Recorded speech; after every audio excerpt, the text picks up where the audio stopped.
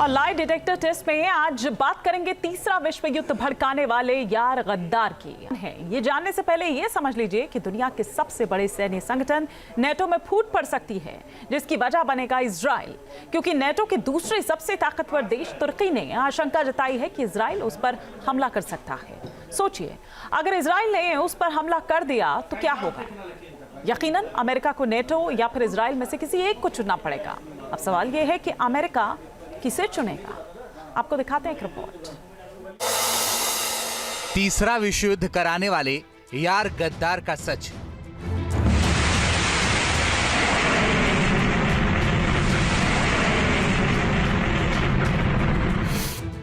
क्या किसी ने सोचा है कि नेटो में बगावत हो जाएगी? क्या किसी ने सोचा है कि नेटो का एक देश गद्दारी कर देगा? और क्या किसी ने यह सोचा कि नेटो का यह देश तीसरे विश्व युद्ध का सायरन बजा देगा?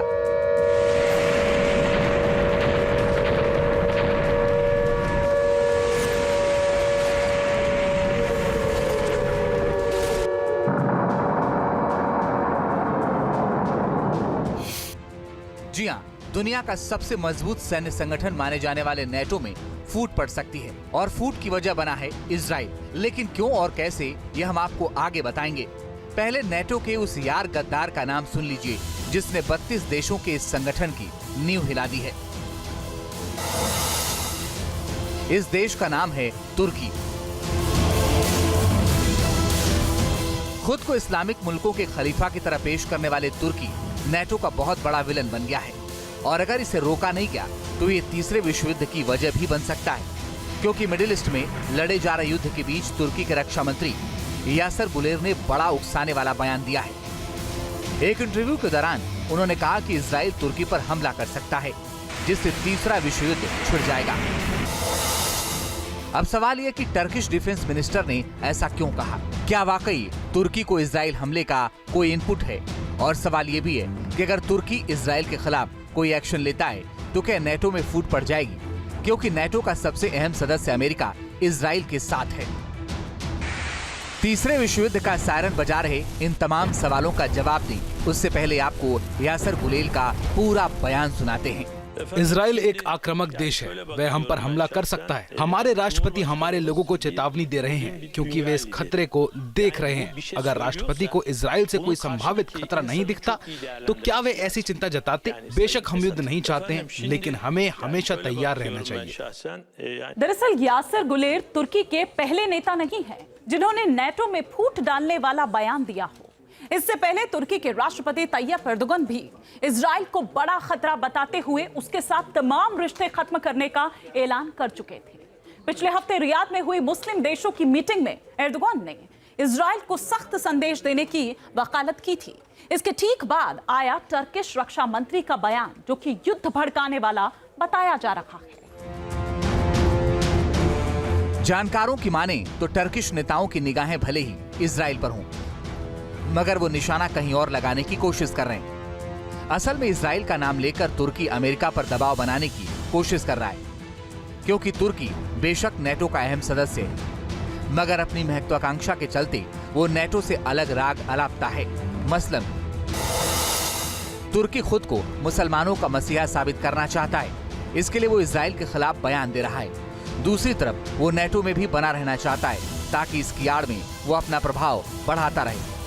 टर्की इस तरह की बातें करता रहता है, नेटो की जो पॉलिसीज़ होती हैं उसके खिलाफ भी बोलता रहता है, और उसकी पॉलिसी होती है कि फिर बार्गेन करता है, अपनी बार्गेनिंग कैपेसिटी को बढ़ाने की कोशिश करता है। आपको बता दें कि 32 देशों वाले संगठन नेटो का 70% खर्चा अकेला अमेरिका उठाता है, जबकि तुर्की की इसमें भागीदारी 5% से भी कम है। मगर जब भी नेटो के सामने बड़े फैसले लेने का वक्त आता है तो तुर्की उसमें सबसे ज्यादा अड़ंगा लगाता है। पिछले 10 साल में कई ऐसे मामले सामने आ चुके हैं जब तुर्की अपनी महत्वाकांक्षा को पूरा करने के लिए सीधे अमेरिका से टकरा गया। साल 2019 में जब तुर्की को अमेरिका के F-35 फाइटर जेट या रूस के S-400 डिफेंस सिस्टम में से एक को चुनना था, तो तुर्की ने अमेरिका की अनदेखी करते हुए रूस के S-400 को चुना। इसके बाद साल 2023 में जब स्वीडन को नेटो में शामिल करने की बात सामने आई तो भी तुर्की ने उसमें अड़ंगा लगाया, जिसके बाद अमेरिका को तुर्की की शर्तें माननी पड़ी और इजराइल के मुद्दे पर भी तुर्की अमेरिका को आंखें दिखा रहा है, ये जानते हुए भी कि अगर इजराइल युद्ध लड़ रहा है तो इसके पीछे अमेरिका की ही रजामंदी है। आज कॉन्फ्लिक्ट ऑफ इंटरेस्ट टर्की और इजराइल के बीच में अब सब जानते हैं कि इजराइल एक तरह से अमेरिका के प्रॉक्सी की तरह काम करता है और यह हकीकत भी है कि इजराइल के तमाम जो भी मंसूबे हैं वो कहीं ना कहीं अमेरिका के मंसूबों को फुलफिल करते हैं। अब इस सिचुएशन में अगर नेटो के मेंबर टर्की का युद्ध इजराइल से हो जाता है तो अमेरिका जैसे देशों के लिए बहुत बड़ी विडंबना हो जाएगी कि वो किसका साथ दें। हकीकत यह है कि युद्ध ना हो इसके लिए अभी से प्रयास शुरू हो चुके हैं और चाहे अमेरिका हो, चाहे ब्रिटेन हो, चाहे फ्रांस हो, ये सब बैक चैनल्स एक्टिवेट कर चुके हैं ताकि युद्ध को रोका जा सके और ये दोनों अहम मेंबर्स आपस में न टकरा जाएं। अब ऐसे में सवाल उठता है कि क्या इजराइल के कारण अमेरिका और तुर्की आपस में भिड़ जाएंगे? अमेरिका का बाइडेन प्रशासन हो या नवनिर्वाचित राष्ट्रपति डोनाल्ड ट्रंप, इजराइल को लेकर दोनों का स्टैंड लाउड एंड क्लियर है। इजराइल को किसी भी सूरत में अकेला नहीं छोड़ा जाएगा। तो क्या विरोध करने पर तुर्की को नेटो से निकाला जाएगा? इस पर डिटेल में बात आगे करेंगे, तुर्की की ताकत के बारे में भी बताएंगे। मगर पहले सबसे चौंकाने वाली बात सुनिए। दरअसल मुस्लिम देशों की जिस बैठक के बाद तुर्की ने बयान दिया है, वो बैठक मिडिल ईस्ट में ईरान का समर्थन करने के लिए बुलाई गई थी। अब ध्यान देने वाली बात यह है कि तुर्की खुद ईरान को पसंद नहीं करता है, ईरान को अपना कट्टर प्रतिद्वंदी भी मानता है। बावजूद इसके वो नेटो के खिलाफ जाकर ईरान का समर्थन करने को तैयार हो गया है।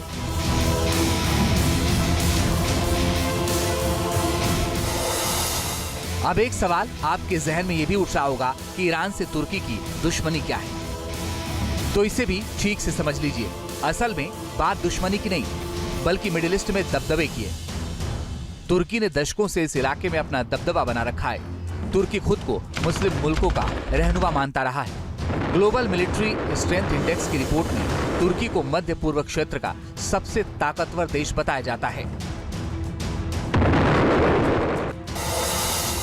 Global fire power military strength index 2023 के अनुसार तुर्की मध्य पूर्व और उत्तरी अफ्रीकी क्षेत्र का सबसे ताकतवर देश है। तुर्की के बाद मिस्र का नंबर आता है, तीसरे नंबर पर ईरान को रखा गया है, जबकि चौथे नंबर पर इजराइल है। हालांकि गाजा युद्ध के बाद ईरान जिस तरह हमास और हिजबुल्लाह के समर्थन में खुलकर सामने आया, उससे तुर्की का खलीफा वाला खिताब छिनता नजर आ रहा है। यही वजह है कि ईरान को नीचा दिखाने के लिए तुर्की नेटो से टकराने को भी तैयार नजर आ रहा है। अब सवाल ये कि तुर्की किस ताकत के दम पर उस इजराइल को धमका रहा है जिसकी सुरक्षा में अमेरिका ने अपने वॉरशिप तैनात कर रखे हैं। तो इसके लिए आपको तुर्की की कुछ डिटेल्स पता होनी चाहिए। मसलन सामरिक लिहाज से तुर्की नेटो का दूसरा सबसे बड़ा मजबूत सदस्य है। तुर्की की भौगोलिक स्थिति ऐसी है कि वो यूरोप और एशिया के बीच पड़ता है, यानी एक तरह से ये ईस्ट और वेस्ट के बीच पुल का काम करता है। गाजा युद्ध में नेटो के लिए तुर्की की भूमिका भले ही अहम ना हो, लेकिन यूक्रेन युद्ध में तुर्की की अहमियत बहुत ज्यादा है, क्योंकि वो तुर्की ही है जिसने युद्ध की शुरुआत में ब्लैक सी के भीतर रूस को रोकने का काम किया।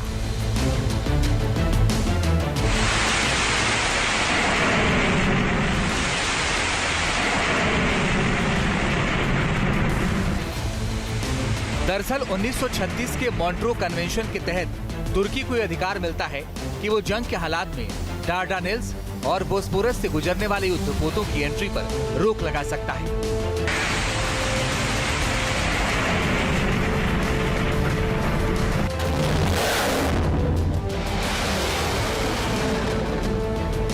खास बात यह कि इस अधिकार का इस्तेमाल करके तुर्की एक बार रूस के 6 युद्धपोतों और एक सबमरीन को ब्लैक सी में दाखिल होने से रोक चुका है।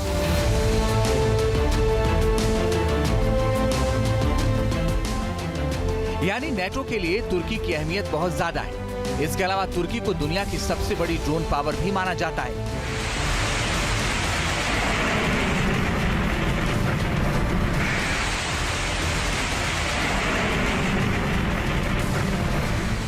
यूक्रेन युद्ध में तो तुर्की के अकेले TB2 ड्रोन ने ही रूस की नाक में दम कर दिया था।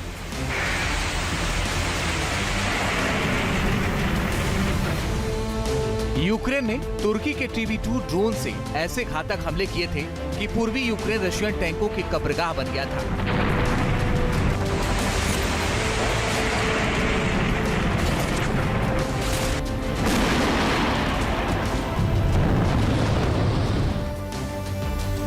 आपको बता दें कि अमेरिका और चीन को पीछे छोड़कर तुर्की दुनिया का नंबर 1 ड्रोन पावर बन चुका है। पूरी दुनिया में हमलावर ड्रोन्स की जितनी भी बिक्री हो रही है उसमें से 65% ड्रोन तुर्की सप्लाई करता है, जबकि सिर्फ 26% ड्रोन्स की आपूर्ति करता है। अमेरिका का ड्रोन बाजार घटकर सिर्फ 8% रह गया है।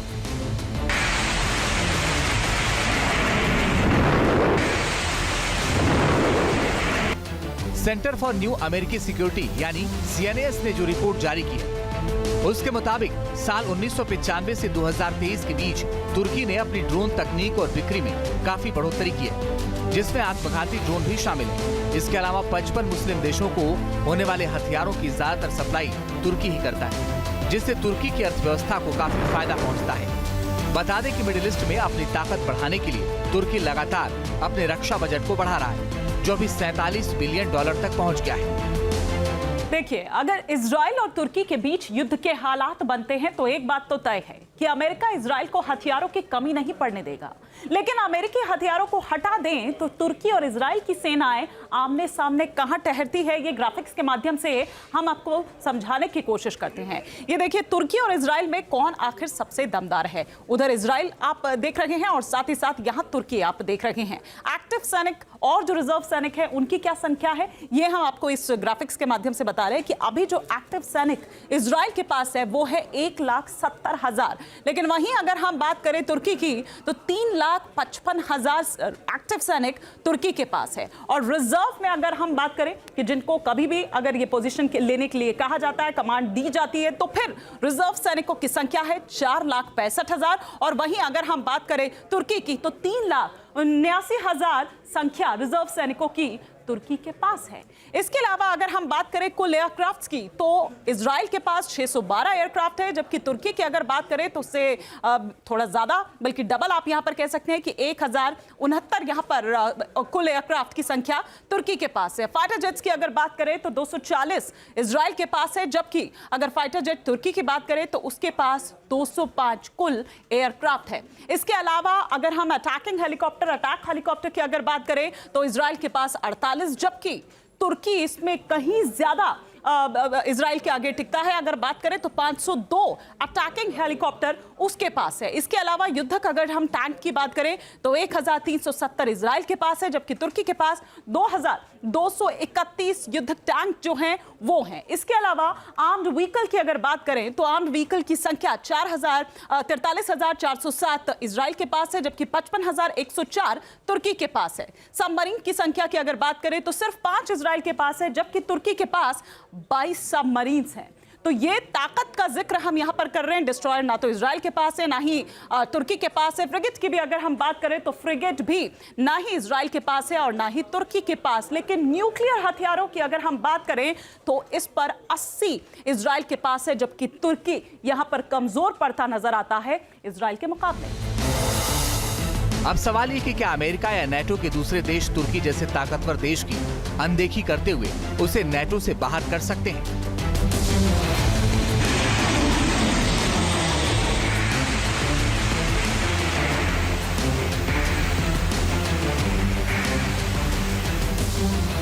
जानकारों के मुताबिक नेटो में शामिल होने वाले नए सदस्यों को लेकर नियम कायदे तय हैं, मगर नेटो के किसी देश की सदस्यता कैसे खत्म की जाए इसे लेकर कोई भी साफ गाइडलाइंस नहीं।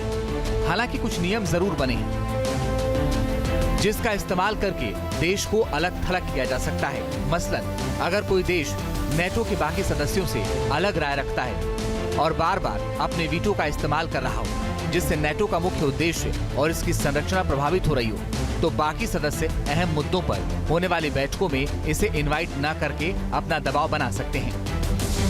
हालांकि इजराइल के मामले में अगर तुर्की अमेरिका को आंख दिखाने की कोशिश करता है तो डोनाल्ड ट्रंप नेटो से अलग हट सकते हैं, जिसके बाद नेटो कमजोर पड़ जाएगा और इसका ज्यादा वजूद नहीं रह जाएगा। Team news nation.